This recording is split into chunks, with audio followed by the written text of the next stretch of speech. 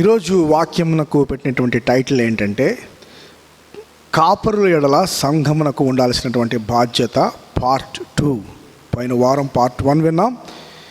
ఈరోజు పార్ట్ 2 విందాం. తల్లిదండ్రులకు పిల్లల ఎడల బాధ్యత ఉన్నది అని అన్నప్పుడు తల్లిదండ్రులు పిల్లల ఎడల ఎలాంటి బాధ్యత కలిగి ఉంటారు? పిల్లల యొక్క పోషణ విషయంలో, పిల్లల యొక్క సంరక్షణ విషయంలో, అంత మాత్రమే కాదు, పిల్లల్ని గద్దించేటువంటి విషయంలో కూడా వారు బాధ్యత కలిగి ఉంటారు. పిల్లలకు ఏదైతే అవసరమో అది వాళ్ళు ఇచ్చినప్పుడు వాళ్ళు బాధ్యత కలిగినటువంటి తల్లిదండ్రులు అంటాం. అంత మాత్రమే కాదు, వాళ్ళు సమస్యల్లో ఇరుక్కున్నప్పుడు, ఇబ్బందుల్లో ఇరుక్కున్నప్పుడు, ప్రపంచంలో ఎవరు రాలేకపోయినా ఆ వ్యక్తికి వాడి తల్లిదండ్రులు రావడం మాత్రం ఖాయం. ఆ సమస్యల్లో నుంచి వాడిని బయటికి తీయటానికి వాళ్ళు శతవిధాలుగా ప్రయత్నాలు చేస్తూ ఉంటారు. ఎందుకంటే ఆ వ్యక్తిని ఆ తల్లిదండ్రులు అంతగా ప్రేమిస్తున్నారు కాబట్టి ఆ వ్యక్తికి ఎలాంటి సమస్యలు వచ్చినప్పటికీ కూడా ఆ వ్యక్తిని మధ్యలో విడిచిపెట్టకుండా తన సమస్యలన్నింటినీ కూడా తీర్చడానికి, ఆ వ్యక్తి యొక్క సమస్యలు వాళ్ళ సమస్యలుగా వాళ్ళ యొక్క భుజాల మీద వేసుకొని ఆ సమస్యల్ని తీర్చడానికి వాళ్ళు ప్రయత్నం చేస్తూ ఉంటారు. ఎందుకనంటే ఆ తల్లిదండ్రులు ఆ పిల్లల పట్ల బాధ్యత కలిగి ఉన్నారని చెప్పి మనం చెప్పవచ్చు. అలాగే ఆ యొక్క పిల్లలు తప్పుదారిలో వెళుతున్నప్పుడు, పడత్రోవ పట్టినప్పుడు, చెడ్డ మార్గంలో వాళ్ళు నడిచినప్పుడు వాళ్ళు బాధ్యతాయుతమైనటువంటి తల్లిదండ్రులు అయితే ఖచ్చితంగా వాళ్ళని దండిస్తారు. వాళ్ళు చేసేటువంటి తప్పును వాళ్ళు ఖండిస్తారు, వాళ్ళని క్రమశిక్షణలో పెడతారు. దీని వెనకాల బాధ్యత ఉన్నదనేటువంటి విషయాన్ని మనం జ్ఞాపకం చేసుకోవాలి. సంఘానికి కాపరుల ఎడల బాధ్యత ఉన్నది అని మనం అంటున్నప్పుడు సంఘము కాపరులను ఏ విధంగా చూడాలి? పోయిన వారం సంఘం కాపరులను ఆర్థికంగా ఏ విధంగా ఆదరించాలి, ఆర్థికంగా ఏ విధంగా వాళ్ళని పోషించాలి అనేటువంటి విషయాన్ని మనం చూసాం. ఈరోజు కాపరుల ఎడల సంఘం ఆత్మీయంగా ఎలాంటి బాధ్యత వహించాలి, ఆత్మీయంగా వాళ్ళని ఎలా సంరక్షించాలి అనేటువంటి విషయాన్ని మనం చూద్దాం. ఈరోజు నేను 3 విషయాల్ని మీకు చెప్పాలని చెప్పి ఆశపడుతున్నా. మొట్టమొదటిగా సత్యాన్వేషణ, రెండవదిగా జవాబుదారీతనం, మూడవదిగా దేవుని ఎడల భయము. మొట్టమొదటిగా సత్యాన్వేషణ. 1 తిమోతి 5వ అధ్యాయము 19వ వచనాన్ని చదువుకుందాం. 1 తిమోతి 5వ అధ్యాయము 19వ వచనం. 2-3 సాక్షులు ఉంటేనే కానీ పెద్ద మీద దోషారోపణ అంగీకరింపకము అంటున్నాడు. ఇదే విషయాన్ని పాత నిబంధనలో ద్వితీయోపదేశకాండము 19వ అధ్యాయము 15వ వచనంలో చూసినప్పుడు అక్కడ ఈ విధంగా రాయబడి ఉన్నది: ఒకడు చేయు సమస్త పాపములలో ఏ అపరాధమును గూర్చియే కానీ, ఏ పాపమును గూర్చియే కానీ ఒక సాక్షి యొక్క సాక్ష్యమును అంగీకరింపకూడదు. ఏ అపరాధమును గూర్చియే కానీ, ఏ పాపమును గూర్చియే కానీ కేవలము ఒక్క వ్యక్తి యొక్క సాక్ష్యమును గూర్చి మనము అంగీకరించకూడదు అని చెప్పి పాత నిబంధనలో రాయబడి ఉంది. అంతేకాదు, 2 సాక్షుల మాట మీద అయినను, 3 సాక్షుల మాట మీద అయినను ప్రతి సంగతి స్థిరపరచబడును. 2 లేక 3 సాక్షుల యొక్క సాక్ష్యాన్ని ఆధారం చేసుకొని ప్రతి మాట కూడా స్థిరపరచబడుతుందని చెప్పి దేవుని వాక్యంలో పాత నిబంధనలో రాయబడి ఉంది. ఇదే విషయాన్ని ప్రభువైన యేసుక్రీస్తు వారు మత్తయి సువార్త 18వ అధ్యాయము 15-16 వచనాల్లో ఆయన దృఢపరుస్తున్నాడు. పాత నిబంధనలో ఉన్నటువంటి వాక్యాన్ని ప్రభువైన యేసుక్రీస్తు వారు నూతన నిబంధనలో దృఢపరుస్తున్నాడు. ఆయన ఈ విధంగా అంటున్నాడు సంఘాన్ని ఉద్దేశించి, మరియు నీ సహోదరుడు నీ ఎడల తప్పిదము చేసిన ఎడల నీవు పోయి నీవును అతడును ఒంటరిగా ఉన్నప్పుడు అతనిని గద్దించుము. అతడు నీ మాట వినిన ఎడల నీ సహోదరుని సంపాదించుకొంటివి. అతడు వినని ఎడల 2-3 సాక్షుల నోట ప్రతి మాట స్థిరపరచబడినట్లు నీవు ఒకరిద్దరిని వెంటబెట్టుకొని అతని యొద్దకు పొమ్ము. చూడండి, 2-3 సాక్షుల నోట ప్రతి మాట స్థిరపరచబడినట్లు నీవు ఒకరిద్దరిని వెంటబెట్టుకొని అతని యొద్దకు వెళ్ళని చెప్పి యేసు ప్రభువారు అంటున్నాడు. ఎందుకు 2 లేక 3 సాక్షులు ఉండాలి అని చెప్పి ఇక్కడ రాయబడి ఉన్నది? 1 తిమోతి 5వ అధ్యాయము 19వ వచనంలో చూసినప్పుడు 2 లేక 3 సాక్షులు లేకుండా సంఘ పెద్ద మీద వచ్చినటువంటి ఆరోపణలను నీవు అంగీకరించవద్దు, దోషారోపణలను నీవు అంగీకరించవద్దు అని చెప్పి ఇక్కడ పౌలు తిమోతితో చెప్తున్నాడు. ఎందుకు అనంటే, చూడండి, సహజంగా మానవ స్వభావము పాపముతో కూడుకున్నటువంటిది, చెడ్డ హృదయము, నీచమైనటువంటిది, స్వార్థముతో కూడుకున్నటువంటిది, అసూయతో కూడుకున్నటువంటిది. చూడండి, మన యొక్క పాపం యొక్క ప్రభావం తప్పు చేయనటువంటి వ్యక్తి మీద పడకుండా దానిని అడ్డుకోవడానికి, దానిని ఫిల్టర్ చేయడానికి దేవుడు 2 లేక 3 సాక్షుల్ని ఆనకట్టలుగా వాడుకుంటున్నాడు, బంధకాలుగా వాడుకుంటున్నాడు. చూడండి, తుఫాను వచ్చినప్పుడు తుఫాను యొక్క ప్రభావం మన మీద పడకుండా ఉండడానికి మనము ఆనకట్టల్ని నిర్మించుకుంటాం. అలాగే ఒక నిర్దోషిని కాపాడడానికి దేవుడు 2 లేక 3 సాక్షుల్ని ఆయన ఆనకట్టలుగా ఉపయోగించుకుంటున్నాడు. న్యాయం అంటే ఏంటి? దేవుని వాక్యంలో చూసినప్పుడు న్యాయం అంటే ఏంటి అనంటే, దోషిని శిక్షించాలి, నిర్దోషిని కాపాడాలి. ఈ లోకంలో సహజంగా ఏం జరుగుద్దంటే, దోషులు దర్జాగా బ్రతుకుతూ ఉంటారు, నిర్దోషులు అనేకమైనటువంటి చిత్రహింసలు అనుభవిస్తూ, శ్రమలు అనుభవిస్తూ వాళ్ళు అన్యాయాన్ని సహిస్తూ ఉంటారు. కానీ దేవుడు ఒకరోజు ఈ లోకంలో జరిగేటువంటి అవకతవకలన్నిటినీ కూడా సరిదిద్దటానికి ఆయన యొక్క తీర్పు దినం రాబోచున్నది. అంత మాత్రమే కాదు, మరి ముఖ్యంగా లోకంలో దేవునికి అత్యంత ఇష్టమైనటువంటి ప్రదేశం ఏంటో తెలుసా? మనం అనుకుంటాం యెరూషలేము, అమెరికా, ఇస్రాయెల్ అనుకుంటాం. నో, ప్రపంచంలో అత్యంత ప్రాముఖ్యమైనటువంటి దేవునికి ఇష్టమైనటువంటి ప్రదేశం ఏంటో తెలుసా? యేసు ప్రభు నమ్ముకున్నటువంటి ప్రజలు, యేసు ప్రభువుని రక్షకునిగా అంగీకరించినటువంటి ప్రజలు ఎక్కడైతే కూడుకుంటారో ఆయన యొక్క కనుదృష్టి వారి మీద ఉన్నది అని మనం జ్ఞాపకం చేసుకో. అదే జీవము కలిగినటువంటి దేవుని యొక్క సంఘము. జీవము కలిగినటువంటి దేవుని సంఘములో మీరు ఎలాగ ప్రవర్తించాలి అనేటువంటి విషయాన్ని నేను మీకు రాస్తున్నాను అని చెప్పి అపోస్తలుడైనటువంటి పౌలు 1 తిమోతి 3:15 రాస్తున్నాడు. ఈ యొక్క దేవుని యొక్క జీవం కలిగినటువంటి సంఘంలో ఇలాంటి అవకతవకలు జరగడానికి వీల్లేదు. దోషులు శిక్షించబడాలి, నిర్దోషులు కాపాడబడాలి. ఎందుకంటే సంఘం అనేటువంటిది లోకమునకు ఆదర్శప్రాయంగా ఉండాలి.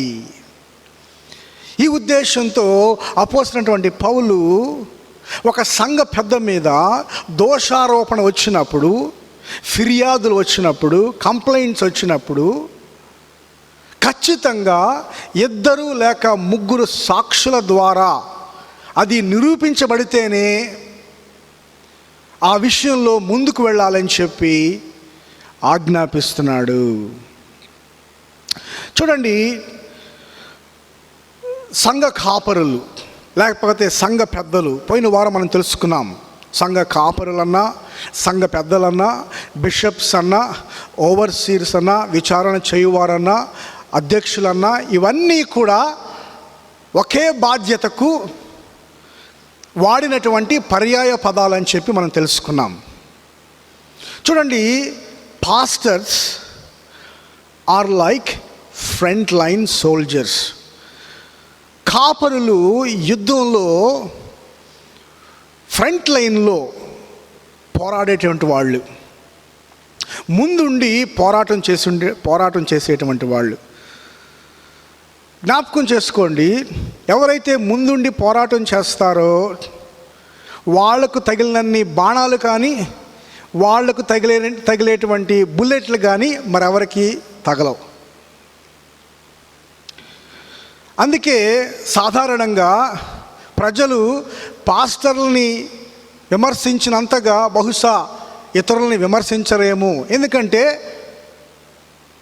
ప్రజలకు కనబడేది వాళ్ళే, పుల్పిట్ మీద నుంచి ప్రసంగాలు చేసేటువంటిది వాళ్ళే. కనుక ప్రజలు బహుశా వాళ్ళని విమర్శించడానికి ఒక కారణం ఉంది అని చెప్పి మనం ఇక్కడ జ్ఞాపకం చేసుకోవచ్చు. చూడండి, ఒక్క బుల్లెట్ కూడా తగలకుండా నేను యుద్ధంలోనికి వెళ్ళాలి అని అనుకోవటం ఎంత హాస్యాస్పదమో, ఒక్క విమర్శ కూడా రాకుండా, సమస్యలేవి రాకుండా నేను కూడా దేవుని సేవ చేయాలి అనుకోవటం కూడా అంతే హాస్యాస్పదం. ఎందుకంటే ఫ్రంట్ లైన్లో ఉన్నప్పుడు, అందరికీ కనబడే విధంగా నీవు జీవిస్తున్నప్పుడు సహజంగా నీ మీద విమర్శలు, దోషారోపణలు, ఫిర్యాదులు రావటం సహజమే. ఈ విషయాన్ని మనం జ్ఞాపకం చేసుకోవాలి.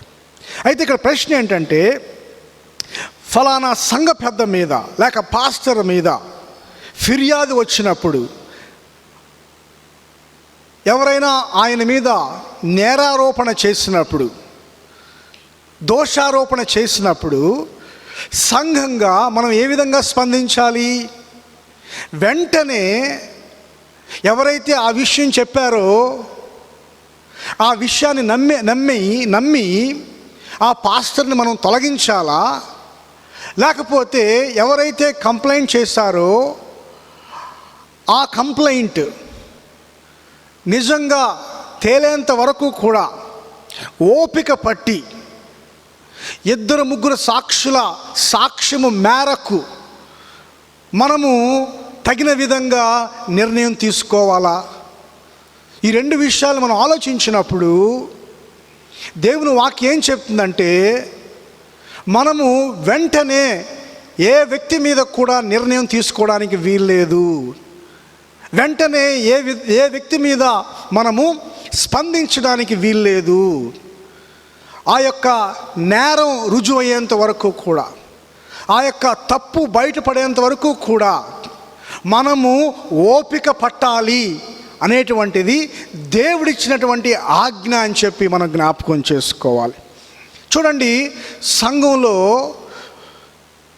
మనం ఏ విధంగా ప్రవర్తించాలి అనేటువంటి విషయం అపోస్తలుడైనటువంటి పౌలు పరిశుద్ధాత్మ ప్రేరేపణ ద్వారా తన ప్రియ సహోదరుడైనటువంటి తిమోతికి రాస్తున్నాడు.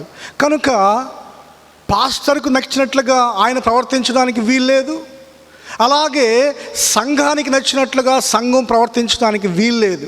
కానీ దేవుని యొక్క వాక్యంలో ఏ విధంగా రాయబడిందో ఆ విధంగా వాక్యానికి మనం లోబడలే తప్ప మన సొంత నిర్ణయాలు తీసుకోకూడదని చెప్పి మనం జ్ఞాపకం చేసుకోవాలి. దేవుని వాక్యం ఏం చెప్తుంది అనంటే, సత్యాన్వేషణ చేయాలి. ఆ నేరం లేకపోతే ఆ యొక్క తప్పు లేకపోతే ఆ యొక్క మోసం లేకపోతే ఆయన చేసినటువంటి పాపం నిరూపించబడేంత వరకు కూడా వేచి ఉండాలి, ఓపిక కలిగి ఉండాలి. చూడండి, ఎంత పెద్ద బెలూన్ అయినా ఒక చిన్న సూదితో మనం పగలగొట్టచ్చు. అలాగే సత్యాన్వేషణ చేయకుండా, అంటే ఓపిక కలిగి మనము ఆ యొక్క నిజం తేలేంత వరకు వేచి ఉండకుండా సడన్గా వెంటనే మనం నిర్ణయాలు తీసుకుంటే, దేవుని యొక్క వాక్యం చెప్పేటువంటి విషయం ఏంటంటే, ఒక నిర్దోషి యొక్క జీవితాన్ని నాశనం చేసేటువంటి అవకాశం ఉన్నది, జాగ్రత్త అని దేవుని వాక్యం చెప్తా ఉంది. కనుక ఎట్టి పరిస్థితుల్లో కూడా వెంటనే మనం నిర్ణయాలు తీసుకోకూడదు. ఇద్దరు ముగ్గురు సాక్ష్యం మేరకు నిర్ణయాలు మనం తీసుకోవాలని చెప్పి దేవుని వాక్యం చెప్తా ఉంది. చూడండి, ఇక్కడ దేవుని యొక్క కృపను మనం చూడగలం. దేవుడు అన్యాయస్తుడు కాడు.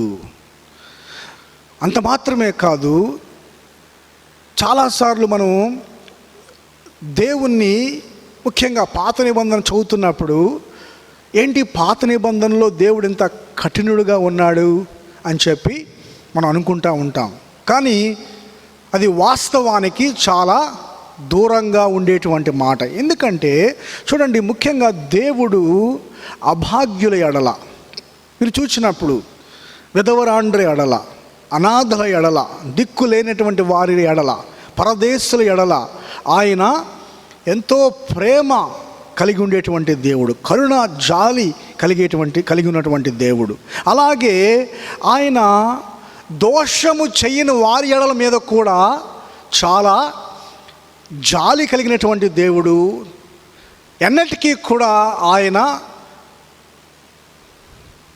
అన్యాయాన్ని న్యాయంగా మార్చడు, న్యాయాన్ని అన్యాయంగా మార్చాడు. కనుక నిర్దోషుల ఎడల, అంటే తప్పు చెయ్యని వారి ఎడల దేవుడు ఇలాంటి ప్రత్యేకమైనటువంటి రూల్స్ను పెట్టినట్లుగా మనం చూడగలం. ఇందులో దేవుని యొక్క కృపను మనము చాలా స్పష్టంగా చూడగలం. రెండవదిగా జవాబుదారీతనం. 1 తిమోతి 5వ అధ్యాయం 20వ వచనాన్ని ఒకసారి చదువుకుందాం. ఇతరులు భయపడు నిమిత్తము పాపము చేయు వారిని అందరి ఎదుట గద్దింపుము. పాపము చేయువారు అనేటువంటి మాటను ఇక్కడ మనం చూస్తున్నాం. ఈ మాటను మనం ఏ విధంగా అర్థం చేసుకోవాలి? ప్రభువును రక్షకుడుగా, ప్రభువుగా అంగీకరించిన తర్వాత మన జీవితంలో పాపం ఉండదు.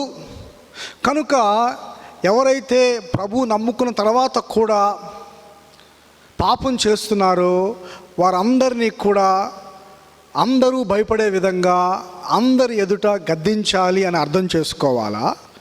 లేకపోతే ప్రభువు నమ్ముకున్న తర్వాత, మారు మనస్సు పొందిన తర్వాత కూడా పాపంతో మన జీవితంలో పోరాటం ఉంటుంది, పాపానికి వ్యతిరేకంగా పోరాటం ఉంటుంది. పాపం యొక్క బానిసత్వం నుండి, పాపం యొక్క ఆ యొక్క పర్యవసానం నుండి దేవుడు మనల్ని రక్షించాడు. కానీ పాపానికి వ్యతిరేకంగా మన జీవితాంతము కూడా పోరాడాల్సిందే. ఈ యొక్క పోరాటంలో అనేకమైనటువంటి విజయాల్ని దేవుడిస్తాడు. ప్రతిరోజు కూడా అంతకంతకు కూడా ఈ యొక్క పోరాటానికి వ్యతిరేకంగా పోరాడేటువంటి యుద్ధంలో పరిశుద్ధాత్మ దేవుడు మనకు అనేకమైనటువంటి విజయాలను ఇస్తాడు. మనం ప్రభు యొక్క స్వారూప్యంలో మార్చబడతామని చెప్పి మనం నమ్మి విశ్వాసము అయిన తర్వాత కూడా మన జీవితంలో పాపం అనేటువంటి విషయం ఉంటుంది అని మనం అర్థం చేసుకోవాలా. విశ్వాసులం అయిన తర్వాత మన జీవితంలో పాపం అనేటువంటి విషయం ఉంటుందా ఉండదా అనేటువంటి ప్రశ్నను మనం చూసినప్పుడు అపోస్తలుడైనటువంటి పౌలు 1 తిమోతి 1వ అధ్యాయము 15వ వచనంలో మనం చూసినప్పుడు, పాపులను రక్షించుటకు క్రీస్తు యేసు ఈ యొక్క లోకమునకు వచ్చినటువంటి మాట పూర్ణాంగీకారమునకు యోగ్యమైనది, నమ్మదగినది ఆయన చెప్పాను అంటూ, అట్టి వారిలో నేను ప్రధానుడను అని చెప్పాను అంటున్నాడు. ఆ మాటను మీరు చూసినట్లయితే పాపులలో నేను ప్రధానుడను అని చెప్పి అని అంటున్నాడు. గమనించండి, పాపులలో నేను ఒకప్పుడు ప్రధానుడును అని చెప్పి అనలేదు, కానీ రైట్ నౌ ప్రెజెంట్ టెన్స్ ఆయన వాడుతున్నాడు. అట్టి వారిలో ఇప్పుడు నేను ప్రధానుడును అని చెప్పి ఆయన అంటున్నాడు. అనంటే అపోస్తలుడైనటువంటి పౌలు సహితం తన జీవితంలో పాపం అనేటువంటిది ఉన్నది అని చెప్పి ఆయన ఒప్పుకుంటున్నాడు. పాపానికి వ్యతిరేకంగా పోరాడాలి అని చెప్పి ఆయన అంటున్నాడు. కనుక ఇక్కడ పాపం చేసేటువంటి వారు అనేటువంటి మాట మనం విన్నప్పుడు దాన్ని ఏ విధంగా మనం అర్థం చేసుకోవాలి అని అంటే, ఎవరైతే ప్రభువు నమ్ముకొని ప్రభు నా రక్షకుడు అని చెప్పి సాక్ష్యం చెప్పి, దేవుడు నా తండ్రి అని చెప్పి సాక్ష్యం చెప్పి, అయినప్పటికీ కూడా లోకానుసారులు ఏ విధంగా అయితే జీవిస్తున్నారో ఆ విధంగా పాపములో కొనసాగుతూ బహిరంగంగా ఏమాత్రము సిగ్గు బిడియం లేకుండా పాపంలో కొనసాగుతున్నారో వారిని గద్దించుము అని చెప్పి అర్థం చేసుకోవాలా అని అంటే, ఎవరైతే పాపంలో కొనసాగుతున్నారో వారిని గద్దించుము అని చెప్పి మనం అర్థం చేసుకోవాలి. ఇక్కడ ఎవరిని ఉద్దేశించి పౌలు మాట్లాడుతున్నాడు? సంఘస్థులను ఉద్దేశించి మాట్లాడుతున్నాడా, లేకపోతే సంఘ పెద్దల్ని, లేకపోతే కాపరుల్ని ఉద్దేశించి ఆయన మాట్లాడుతున్నాడా అని అంటే, ఈ యొక్క సందర్భాన్ని మనం చూసినప్పుడు పౌలు సంఘ కాపరులను ఉద్దేశించి మాటలు చెప్తున్నాడు. ఎందుకంటే మనం చదువుకున్నాం అంతకుముందు 5వ అధ్యాయం 17వ వచనంలో, బాగుగా పాలన చేయు పెద్దలను, విశేషముగా వాక్యమందును ఉపదేశమందు ప్రయాసపడు వారిని రెట్టింపు సన్మానమునకు పాత్రులుగా ఎంచవలను, ఇందుకు నూర్చడి ఎద్దు మూతికి చిక్కము వేయవద్దు అని లేఖనము చెప్పుతున్నది అనేటువంటి విషయాన్ని మనం చదువుకున్నాం. ఎవరి గురించి మాట్లాడుతున్నాడు అని అంటే, ప్రాముఖ్యంగా సంఘ పెద్దల గురించి, కాపరుల గురించి ఆయన మాట్లాడుతున్నాడు. కాపరుల్లో ఎవరైనా పాపములో కొనసాగితే వారిని అందరి ఎదుట ఇతరులు భయపడే విధంగా గద్దించు అని చెప్పి తిమోతికి ఆజ్ఞాపిస్తున్నాడు. మొట్టమొదటిగా ఒక విషయాన్ని మనము ఇక్కడ గమనిద్దాం. ఎంత పెద్ద పాస్టర్ అయినా, ఎంత పెద్ద రెవరెండ్ అయినా, ఆయనకు ఎంత బైబిల్ నాలెడ్జ్ ఉన్నా, దేవునితో సహవాసం లేకపోతే, పాపాన్ని తరచుగా ఒప్పుకొని పాపాన్ని విడిచిపెట్టకపోతే, ఎప్పటికప్పుడు క్రీస్తు రక్తంలో పాపాన్ని కడుక్కోకపోతే ఎంతటి వారైనా పడిపోవడం ఖాయం అని చెప్పి దేవుని వాక్యం చెప్తా ఉంది. ఈ యొక్క 1 తిమోతికి రాసిన పత్రికలోనే హిమయును, అలెగ్జాంద్రు గురించి అపోస్తలుడైనటువంటి పౌలు మాట్లాడుతున్నాడు. వాళ్ళు మనస్సాక్షిని త్రోసివేసి విశ్వాస విషయంలో వాళ్ళ జీవితాన్ని ఓడబద్దలైపోయిందని చెప్పి ఆయన అంటున్నాడు. అంత మాత్రమే కాదు, ఈ 2000 సంవత్సరాల చరిత్రలో మనం చూసినప్పుడు అనేక మంది పండితులు, అనేక మంది బైబిల్ జ్ఞానం కలిగినటువంటి వాళ్ళు, గొప్ప గొప్ప థియోలాజియన్స్, గొప్ప గొప్ప పాస్టర్స్, వాళ్ళు కేవలము ఉపన్యాసాలు ఇచ్చేవాళ్ళుగా ఉన్నారు తప్ప, కొంతమంది దేవునితో సహవాసం లేకపోవటం వలన అనేక మంది వాళ్ళ జీవితాల్లో పాపంలో పడిపోయినట్లుగా మనం చూస్తున్నాం. ఒకవేళ ఈ యొక్క వీడియో ద్వారా ఈ మెసేజ్ వింటుంటే, ప్రియమైన పాస్టర్, ఒకసారి నువ్వు జ్ఞాపకం చేసుకో, దేవునితో సహవాసం లేకుండా ఏదో యాంత్రికంగా వాక్యాలు చెప్పుకుంటూ పోతే ఒకరోజు నీవు పడిపోవడం ఖాయం. ఎందుకంటే ఇది దేవుని వాక్యంలో జరిగింది. 2000 సంవత్సరాల సంఘ చరిత్రలో జరిగింది. ఈరోజు నీకు నాకు జరగదు అన్న గ్యారంటీ లేదు. కనుక దేవుని యొక్క సహవాసంలో కొనసాగడం చాలా ప్రాముఖ్యమైనటువంటిది. ఒకవేళ ఎవరైనా పాస్టరు లేక సంఘ పెద్ద పాపంలో కొనసాగుతూ ఉంటే ఏం చేయాలి? 1 తిమోతి 3వ అధ్యాయం మనం చూసినప్పుడు కాపరికి ఉండాల్సినటువంటి ప్రాముఖ్యమైనటువంటి లక్షణం ఏంటంటే అతడు నిందారహితుడై ఉండాలి. అర్థం ఏంటంటే అతడు పరిచర్యకు నియమింపబడాలి అంటే ఎవరు కూడా అతని మీద ఆరోపణలు చేయకూడదు, ఎవరు కూడా అతని మీద ఫిర్యాదులు చేయకూడదు. ఒకవేళ ఎవరైనా ఫిర్యాదులు చేస్తే, ఆరోపణలు చేస్తే ఆ ఆరోపణలు తప్పవాలి తప్ప కాపరి తప్పవకూడదు. ఆయన ఎప్పుడు కూడా నిందారహితుడై ఉండాలి. అది చాలా ప్రాముఖ్యమైనటువంటి లక్షణం, అర్హత, క్వాలిఫికేషన్ అని చెప్పి దేవుని వాక్యంలో రాయబడి ఉంది. ఇలాంటి పరిస్థితుల్లో ఒక వ్యక్తి మీద నిందలు వచ్చినప్పుడు, దోషారోపణలు వచ్చినప్పుడు మనం ఏం చేయాలి? వెంటనే నిర్ణయం తీసుకొని అతన్ని తొలగించాలా, లేకపోతే 2-3 సాక్షుల కొరకు వేచి ఉండి వాళ్ళ యొక్క సాక్ష్యం మేరకు ఈ యొక్క విషయంలో మనం ముందు కొనసాగాల? ఒకవేళ 2-3 సాక్షులు ఆ యొక్క నేరాన్ని లేకపోతే ఆ యొక్క తప్పిదాన్ని నిరూపించినట్లయితే ఆ యొక్క సంఘ కాపరి నిమిత్తమై అతనిని అందరి ఎదుట మరి ఇతరులకు భయం వచ్చులాగున గద్దించుము అని చెప్పి అని అంటున్నాడు. చూడండి, చాలాసార్లు మనం అనుకుంటాం కాపరిగా ఉంటే ఎంత గొప్ప ఆశీర్వాదం, నేను అనేక మందికి వాక్యం చెప్పేటువంటి అవకాశం వస్తుందని చెప్పి మనం అనుకుంటాం. కానీ దేవుని వాక్యం ఏం చెప్తుందంటే ఎవరికైతే ఎక్కువగా ఇవ్వబడిందో వాళ్ళ దగ్గర నుంచి దేవుడు ఎక్కువగా ఆశిస్తున్నాడు అనేటువంటి విషయాన్ని ఎప్పుడు కూడా మర్చిపోవద్దు. To whom much is given much is expected of him. Yes, ఒక కాపరి యొక్క జీవితము ఆశీర్వాదకరమైనటువంటి జీవితం. అట్ ద సేమ్ టైం ఆ వ్యక్తి దేవుడు తనకిచ్చినటువంటి బాధ్యతను సరిగ్గా నిర్వర్తించకపోతే అంతకంటే దారుణమైనటువంటి, అంతకంటే భయంకరమైనటువంటి, అంతకంటే శాపంతో కూడినటువంటి జీవితం మరొకటి ఉండదు అని నేను మీకు జ్ఞాపకం చేస్తున్నాను. అందరి ఎదుట ఎంత అవమానకరమైనటువంటి విషయం అండి. అందరి ఎదుట ఇతరులు భయపడులాగున గద్దించు అని అంటున్నాడు.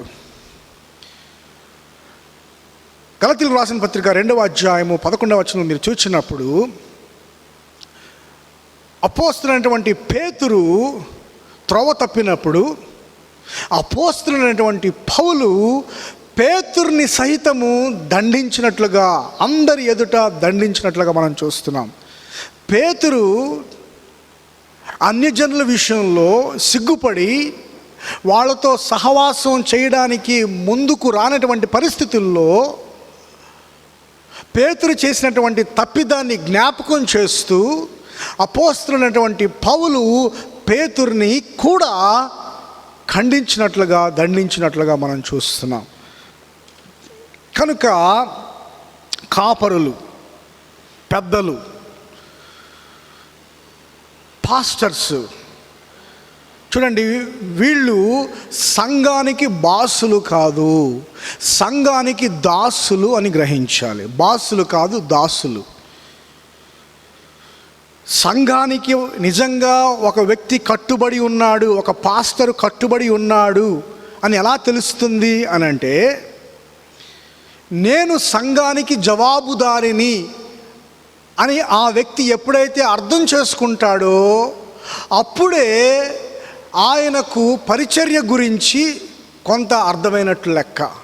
ఈ రోజుల్లో అనేక మంది కాపరులు వాళ్ళు సంఘానికి శిరస్సుల్లాగా ప్రవర్తిస్తున్నారు. ఇది ఎంత మాత్రము కూడా దేవునికి అంగీకారయోగ్యమైనటువంటిది కాదు. మొట్టమొదటిగా నీవు నేను జ్ఞాపకం చేసుకోవాల్సింది ఏంటంటే, కాపరు అనేటువంటి వ్యక్తి ఫస్ట్ ఆఫ్ ఆల్ మొట్టమొదటిగా దేవుని దృష్టిలో ఆయన కేవలము ఒక విశ్వాసి అని గమనించాలి. దేవుని దృష్టిలో కేవలము ఒక శిష్యుడు అని గమనించాలి. దేవుని దృష్టిలో ఆయన దేవుని యొక్క కుమారుడని గ్రహించాలి. యేసు ప్రభు యొక్క నీతిని ఒక్క క్షణం ప్రక్కన పెట్టినట్లయితే నువ్వు ఎంత పాస్టర్ అయినా, నువ్వు ఎంత రెవరెండ్ అయినా, నీ యొక్క నీతి కానీ నీ యొక్క పరిచర్య కానీ దేవుని దృష్టిలో అంగీకార యోగ్యము కాదు. దేవుడు నిన్ను ఎందుకు అంగీకరిస్తున్నాడంటే, ఒక వ్యక్తిని, ఆ వ్యక్తి పాస్టర్ కావచ్చు, మామూలు విశ్వాసి కావచ్చు, ఒక వ్యక్తిని దేవుడు ఎందుకు అంగీకరిస్తున్నాడంటే అతడు చేసినటువంటి ప్రసంగాలు కాదు, అతడు చేసినటువంటి సేవ కాదు, అతడు చేసినటువంటి మినిస్ట్రీ కాదు, అతనికి ఉన్నటువంటి బైబుల్ నాలెడ్జ్ కాదు, అతనికి ఉన్నటువంటి థియాలజీ డిగ్రీస్ కాదు. ఆ వ్యక్తిని దేవుడు ఎందుకు అంగీకరిస్తున్నాడంటే కేవలము యేసు క్రీస్తు యందున్నటువంటి విశ్వాసాన్ని బట్టి, యేసు క్రీస్తు చేసినటువంటి త్యాగాన్ని బట్టి, యేసు క్రీస్తు చేసినటువంటి రక్తార్పణను బట్టి, ఆయన యందు ఉన్నటువంటి విశ్వాసాన్ని బట్టి ఈ వ్యక్తిని అంగీకరిస్తున్నాడు తప్ప ఈయన గారు చేసినటువంటి సేవను బట్టి కాదండి. కనుక ఒక పాస్టర్ అనేటువంటి వ్యక్తి మొట్టమొదటిగా first of all he must remember that he is a Christian first. ఆయన ఒక శిష్యుడు అనేటువంటి విషయాన్ని మనం గమనించాం. దాని అర్థం ఏంటంటే మిగిలిన విశ్వాసులకు ఏ నియమాలైతే వర్తిస్తాయో ఆ నియమాలు కాపరికి కూడా వర్తిస్తాయి అని అర్థం అన్నమాట. అంటే దాని అర్థం ఏంటంటే మిగిలిన విశ్వాసులు పాపంలో కొనసాగుతున్నప్పుడు మత్తయి సువార్త 18వ అధ్యాయం ప్రకారము ఎలాగైతే 2-3 సాక్షుల్ని మనం వెంట పెట్టుకొని ఆ వ్యక్తిని గద్దించాలో, అలాగే పాస్టర్ విషయంలో కూడా ఆ నియమం వర్తిస్తుంది అనేటువంటి విషయాన్ని మనం ఇక్కడ జ్ఞాపకం చేసుకోవాలి. ఎందుకంటే జీవం కలిగినటువంటి సంఘములో నీవు నేను ఎలాగ ప్రవర్తించాలనేటువంటిది నేను మీకు రాస్తున్నాను. మనకు నచ్చినట్లుగా ప్రవర్తించడానికి వీల్లేదు. చూడండి, గద్దించినంత మాత్రాన, ఖండించినంత మాత్రాన, క్రమశిక్షణకు లోబరిచినంత మాత్రాన ఆ వ్యక్తుల మీద ప్రేమ లేదు అని అంటాం పొరపాటు. తల్లిదండ్రులకు ఆ యొక్క పిల్లల మీద నిజమైనటువంటి ప్రేమ ఉంటే వాళ్ళు ఖచ్చితంగా ఆ పిల్లలు తప్పు ద్రోవ పడుతున్నప్పుడు వాళ్ళని ఖండిస్తారు, గద్దిస్తారు.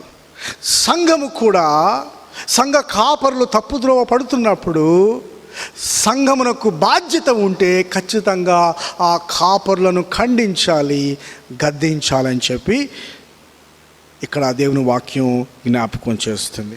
ఒకవేళ నేను పాస్టర్ని కాదు, ఇవన్నీ నాకెందుకని చెప్పి మీరు అనుకుంటున్నారేమో. 2 తిమోతి రాసిన పత్రిక 3వ అధ్యాయము 16వ వచనంలో ఈ విధంగా రాయబడి ఉన్నది: దైవావేశము వలన కలిగిన ప్రతి లేఖనము ఉపదేశించుటకు, ఖండించుటకు, తప్పుదిద్దుటకు, నీతి యందు శిక్ష చేయుటకు ప్రయోజనకరమై ఉన్నది. ప్రతి లేఖనం. కనుక ప్రతి విశ్వాసి కూడా బైబిల్లో ఉన్నటువంటి 66 గ్రంథాల్లో ఉన్నటువంటి ప్రతి వచనము కూడా చదవాలి, అర్థం చేసుకోవాలి, అన్వయించుకోవాలి, దానికి లోబడాలి. ఇది కేవలము సంఘ కాపరుల కొరకు రాసింది మాత్రమే కాదు, కానీ ఇది ప్రతి విశ్వాసకి కూడా ఆత్మీయంగా ప్రయోజనకరమై ఉన్నదని చెప్పి దేవుని వాక్యం చెప్తా ఉంది.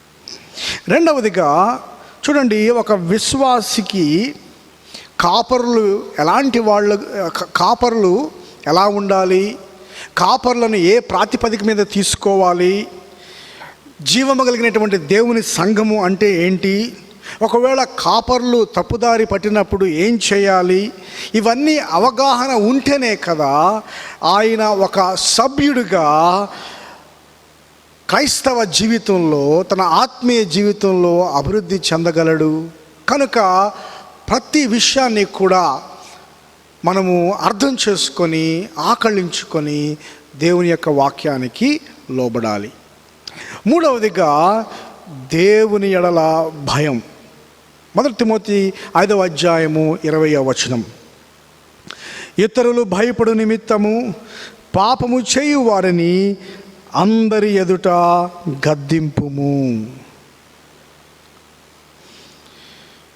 పాపంలో పడకుండా ఉండాలంటే దేవుని యొక్క భయం చాలా అవసరం. గమనించండి, పాపంలో పడకుండా ఉండాలి అని అంటే నా ఉద్దేశం ఏంటంటే, పాపంలో కొనసాగకుండా ఉండాలి అని అంటే దేవుని ఎడల భయము చాలా ప్రాముఖ్యమైనటువంటిది. అనేక మంది దేవుని భయం లేనటువంటి కారణంగా వాళ్ళ యొక్క జీవితాలను, వారి యొక్క పరిచర్యలను, వారి యొక్క సాక్ష్యాన్ని, వారి యొక్క జీవిత గమ్యాన్ని వాళ్ళు నాశనం చేసుకున్నట్లుగా మనం చూస్తున్నాం. ఎంత పెద్ద విశ్వాసులైనా, ఎంత పెద్ద అనుభవజ్ఞులైనా, ఇందాక మనం పాస్టర్ల గురించి తెలుసుకున్నట్లు, అలాగే ప్రతి విశ్వాసి కూడా దేవునితో సహవాసం లేకపోతే అనుదినము మారు మనస్సు పొందుచు, అనుదినము పాపములు ఒప్పుకుంటూ, అనుదినము పాపములను విడిచిపెడుతూ, అనుదినము క్రీస్తు యొక్క రక్తములో తన యొక్క హృదయమును, తన జీవితమును కడుక్కుంటూ ముందుకు వెళ్ళకపోతే ఎంత గొప్ప విశ్వాసి అయినా పాపంలో పడిపోవటం ఖాయం. అందుకనే 1 కొరింథీయులకు రాసిన పత్రిక 10వ అధ్యాయము 12వ వచనంలో ఏమని రాయబడి ఉందంటే, తాను నిలుచున్నానని తలంచుకొనివాడు పడకుండా జాగ్రత్తగా చూచుకొనవలెను. మొట్టమొదటిగా మనం పడిపోవటం, దేవుని ఎడల భయం కలిగి ఉండకపోతే మనం పడిపోవటం ఖాయం అనే విషయం మనం జ్ఞాపకం చేసుకోవాలి. అది మనకి భయం కలిగించాలి. చూడండి, దేవుని యొక్క భయం మనల్ని గమ్యానికి చేరుస్తుంది. సామెతల గ్రంథము 14వ అధ్యాయం 27వ వచనంలో మనం చూసినట్లయితే, యెహోవా యందలి భయభక్తులు కలిగి ఉండుట జీవపు ఊట. యెహోవా యందు భయము కలిగి ఉండుట, దేవుని యందు భయము కలిగి ఉండుట నాకు జీవం లాంటిది, నాకు ప్రాణాన్ని ఇచ్చేది, నా ప్రాణాన్ని తెప్పరిల్ల చేసేటువంటిది, నన్ను నడిపించేది, నన్ను జీవ మార్గాన్ని నడిపించేటువంటిది ఏంటి అని అంటే దేవుని ఎడల భయం కలిగి ఉండుట. ఇంకా ఏమంటున్నాడు ఇక్కడ 27వ వచనంలో, అది మరణ పాశములో నుండి నన్ను విడిపించును. మరణ పాశములో నుండి, నరకానికి వెళ్ళకుండా, నిత్యాగ్నిలోనికి వెళ్ళకుండా, దేవుని యొక్క తీర్పులోనికి రాకుండా నేను బయటపడాలంటే నాకు దేవుని యొక్క భయము చాలా అవసరము. దేవుని యొక్క భయము కలిగి ఉండుట చాలా ప్రాముఖ్యమైనటువంటి విషయము. ఇక్కడ పౌలు ఏమని రాస్తున్నాడంటే, ఇతరులు భయపడు నిమిత్తం అందరి ఎదుటను ఆ వ్యక్తిని, పాపము చేయవారిని గద్దించుమని అంటున్నాడు. అంటే దాని అర్థం ఏంటంటే, ఈ వ్యక్తిని గద్దించినప్పుడు మిగిలిన వాళ్ళు ఈ వ్యక్తిని చూచి దేవుని ఎడల భయం తెచ్చుకోవాలి అని చెప్పి ఇక్కడ రాస్తున్నాడు. చూడండి, ఆదిమ సంఘంలో అపోస్తల కార్యం 5వ అధ్యాయం మీరు చూసినప్పుడు అననయ సప్ఫేరాలు భార్యాభర్తలు ఇద్దరూ కూడా దేవునికి వ్యతిరేకంగా పాపం చేశారు. దేవునికి వ్యతిరేకంగా వాళ్ళ మనస్సులో పాపం చేస్తారు. అందరూ కూడా వారి యొక్క చరస్థిర ఆస్తులను అమ్ముతున్నప్పుడు వాళ్ళు మధ్యలో వాళ్ళ యొక్క నిర్ణయాన్ని మార్చుకున్నారు. ఈ విషయంలో దేవునికి, పరిశుద్ధాత్మకు వ్యతిరేకంగా పాపం చేసినట్లుగా మనం చూస్తున్నాం. వారిద్దరూ కూడా అక్కడే మరణించినట్లుగా మనం చూస్తున్నాం. అప్పుడు ఏం జరిగింది? అపోస్తల కార్యంలో 5వ అధ్యాయం మనం చూసినప్పుడు 5వ వచనం 11వ వచనం మనం చూసినప్పుడు అక్కడ సంఘం అంతటా కూడా భయం నెలకొన్నట్లుగా మనం చూస్తున్నాం. ఆ యొక్క సంఘంలో భయం నెలకొందు వలన ఏం జరిగింది అని అంటే, తర్వాత మనం చదివినప్పుడు దీని ద్వారా సంఘము పవిత్రపరచబడింది. అన్యజనులు సంఘస్థులను చూసినప్పుడు సంఘస్థులు దేవుని భయము కలిగినటువంటి వాళ్ళుగా ఉన్నారు. ఎప్పుడైతే అన్యజనులు, విశ్వాసులు దేవుని యొక్క భయము కలిగినటువంటి వాళ్ళుగా ఉంటారో దాని యొక్క ప్రభావం అన్యజనుల మీద పడుతుంది. చూడండి, చాలాసార్లు క్రైస్తవులు అని పేరు చెప్పుకునేటువంటి వాళ్ళు బొత్తిగా దేవుని యొక్క భయం లేకుండా జీవించడం వలన అన్యజనులలో నా నామము దూషించబడుచున్నది అనేటువంటి మాటను మనం చూడగలం. పేరు క్రైస్తవులమే, కానీ బొత్తిగా దేవుని భయం లేకుండా జీవిస్తున్నందువలన అన్యజనుల ఎదుట దేవుని యొక్క నామాన్ని అగౌరవపరిచినటువంటి వాళ్ళం అవుతున్నాం, అవమానపరిచినటువంటి వాళ్ళం అవుతున్నాం. అయితే ఎప్పుడైతే విశ్వాసులు, సంఘస్థులు దేవుని భయం కలిగి నడుచుకుంటారో అప్పుడు అన్యజనులు వారిని చూచినప్పుడు అన్యజనులకు వాళ్ళు ఎంతో ఆకర్షణీయంగా కనబడతారు. అందుకని ఆ అపోస్తల కార్యంలో 5వ అధ్యాయంలో మనం చూసినప్పుడు చివరిలో అనేక మంది స్త్రీ పురుషులు ప్రభు పక్షమున చేరినట్లుగా మనం చూస్తున్నాం. కనుక ఒక వ్యక్తిని అందరి ఎదుట గద్దించినప్పుడు, ఇతరులు భయపడులాగున గద్దించినప్పుడు, అది సంఘ పెద్ద అవ్వచ్చు, మరొకరు ఇంకెవరైనా అవ్వచ్చు, అందరి ఎదుట గద్దించినప్పుడు చివరిగా దేవుని యొక్క నామము ఘనపరచబడుతుంది. మన జీవితంలో దేవుని ఎడల భయము నెలకొంటుంది. ఇది మంచిదే. ప్రియ విశ్వాసి, ఒకవేళ నీవు రేపు పాపంలో పడిపోతానని భయపడుతున్నావేమో. చాలామంది పాపంలో పడిపోయారు కనుక నేను కూడా పడిపోతానని చెప్పి భయపడుతున్నావేమో. భయపడవద్దు. యూదా పత్రిక 24వ వచనంలో యూదా ఏమని రాస్తున్నాడంటే, తొట్టిల్లకుండా మిమ్ములను కాపాడుటకు శక్తి కలిగినటువంటి దేవుడు ప్రభు అయిన యేసు క్రీస్తు ద్వారా సమస్త మహిమ, మహత్యము, ఆధిపత్యము, అధికారము కలుగులాగున ఆయన శక్తి కలిగినటువంటి దేవుడు, ఆయనకు సమస్త ఘనత, మహిమ కలుగునుగాక అని చెప్పి అంటున్నాడు. ప్రియ విశ్వాసి, ప్రియ సంఘ కాపురి, మన యొక్క భవిష్యత్తులో మన జీవితాన్ని మనం ఎలా కొనసాగింప చేస్తామని చెప్పి మనం భయపడుతున్నామేమో.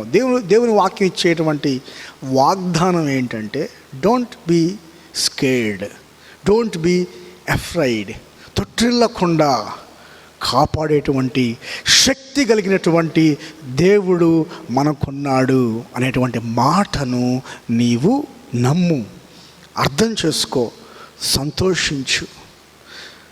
రెండవదిగా, ఒకవేళ నీవు ఇంకా యేసు ప్రభువుని నమ్ముకోకపోతే, స్వంత రక్షకునిగా నీవు అంగీకరించకపోతే 2 విషయాలు జ్ఞాపకం చేసుకోవాలి. నీవు ఇప్పుడు దేవునికి భయపడి రేపొద్దున ఆయనతో సంతోషించవచ్చు, అదొక ఆప్షన్. లేకపోతే దేవుడు నాకు కనబట్టలేడు కనుక నేను ఎవరికి భయపడను, నా జీవితానికి నేనే నావికుడిని అని చెప్పి ఈ యొక్క లోకంలో నీవు ఫుల్గా ఎంజాయ్ చేసి రేపొద్దున తీర్పు దినాన నీవు గడగడ వణకొచ్చు. ఈ 2 ఆప్షన్లో ఏం నిర్ణయించుకుంటావో నువ్వు నిర్ణయించుకో.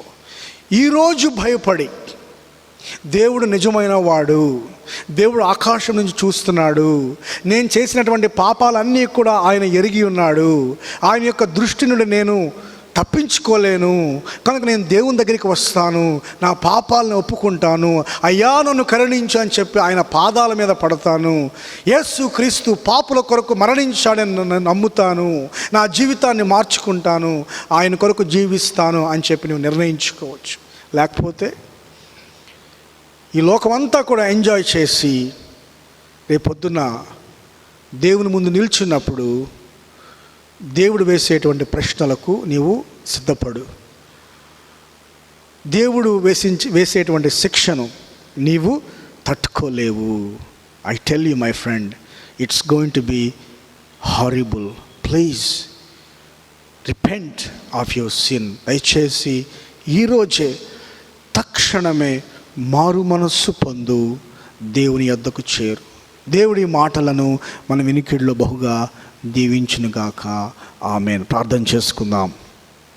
కృపా సత్య సంపూర్ణుడా, స్తుతులకు పాత్రుడా, నాయనా నీ యొక్క జీవం కలిగినటువంటి సంఘములో మేము ఏ విధంగా నడుచుకోవాలని చెప్పి, ఏ విధంగా ప్రవర్తించాలని చెప్పి మీరు మాకు నేర్పిస్తున్నందుకు మీకు వందనాలు ప్రభువా.